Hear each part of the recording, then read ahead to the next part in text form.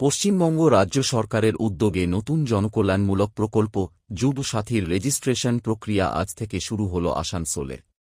শহরের রবীন্দ্র ভবনে শুরু হওয়া এই রেজিস্ট্রেশন চলবে আগামী ২৬ তারিখ পর্যন্ত। আজকের উদ্বোধনী অনুষ্ঠানে উপস্থিত ছিলেন রাজ্যের মন্ত্রী মলয় ঘটক, পশ্চিম বর্ধমানের জেলাশাসক এস পননবালম, আসানসোল পুর নিগমের চেয়ারম্যান অনিমেষ দাস, এমএমআইসি গুরুদাস চট্টোপাধ্যায় সহ প্রশাসনের শীর্ষ আধিকারিকরা। সকাল থেকেই যুবসাথী প্রকল্পে নাম নথিভুক্ত করতে বিপুল সংখ্যক তরুণ-তরুণীর ভিড় চোখে পড়ে। এদিন মন্ত্রী মলয় ঘটক বলেন, মুখ্যমন্ত্রী মমতা বন্দ্যোপাধ্যায়ের নেতৃত্বে রাজ্যে প্রায় ১০০টিরও বেশি জনকল্যাণমূলক প্রকল্প চলছে। তারই অঙ্গ হিসেবে আজ থেকে যুবসাথী প্রকল্পের সূচনা হয়েছে। পাশাপাশি কৃষক বন্ধু ও লক্ষ্মীর ভাণ্ডার প্রকল্প রাজ্যে সফলভাবে চালু রয়েছে। তিনি আরও জানান, রেজিস্ট্রেশন কেন্দ্রে মানুষের স্বতঃস্ফূর্ত অংশগ্রহণ প্রমাণ করে যে সাধারণ মানুষ মুখ্যমন্ত্রীর এই প্রকল্পগুলির উপর আস্থা রাখছেন। সেই বিশ্বাস থেকেই দলবল নিয়ে তরুণরা এখানে এসে নিজেদের নাম নথিভুক্ত করছেন।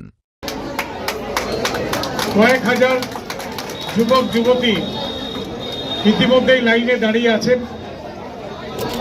এই প্রকল্পের যে সাড়া, আজকের উপস্থিতি তার উদাহরণ, তার প্রমাণ।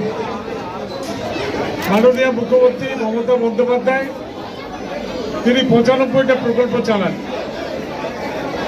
এই প্রকল্পগুলির অন্য যে কটা প্রকল্প, যেমন কৃষক বন্ধু অথবা লক্ষ্মীর ভাণ্ডার, সেই প্রকল্পের ফর্ম বিলি বা রেজিস্ট্রেশন তারও ব্যবস্থা আজকে এখানে রাখা হয়েছে।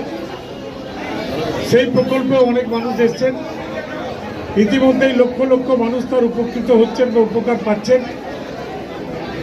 যুবশ্রী প্রকল্প একটি ঐতিহাসিক প্রকল্প। সবার জন্য সেটা ভালো, কারণ অনেকে যদি কম কাজও করছে, যে ৪-৫ হাজার টাকারও কাজ করে, সেখান থেকে যদি 1500 পাওয়া যায়, তাহলে তাদের ইনকামটাও তো বাড়ছে। সে তারা অন্য আরও এগোনোর জন্য পড়াশোনা করতে পারবে। কি জানাবে তোমার তরফ থেকে? এটা ভালো, মানে স্টেপ নিয়েছে যেটা সরকার, সেটা ভালো স্টেপ নিয়েছে। মানে খুব ভালোই সুবিধা। মমতা ব্যানার্জি খুব ধন্যবাদ করতে চাই সুবিধার জন্য, আমাদের মানে ইয়াং জেনারেশনের জন্য এই সুবিধা দিচ্ছে। মানে এই ১৫০০ টাকা যদি মাসে পাওয়া যায়, পড়াশোনার মাঝখানে হাত খরচা বেরিয়ে যাবে, এর জন্য কি জানাবে তুমি? জানো এটাই যে মানে আমাদের একটা খরচা মানে বেরোতে পারবে না, ইন্টারভিউ গেলাম, পড়াশোনায় একটা খরচা।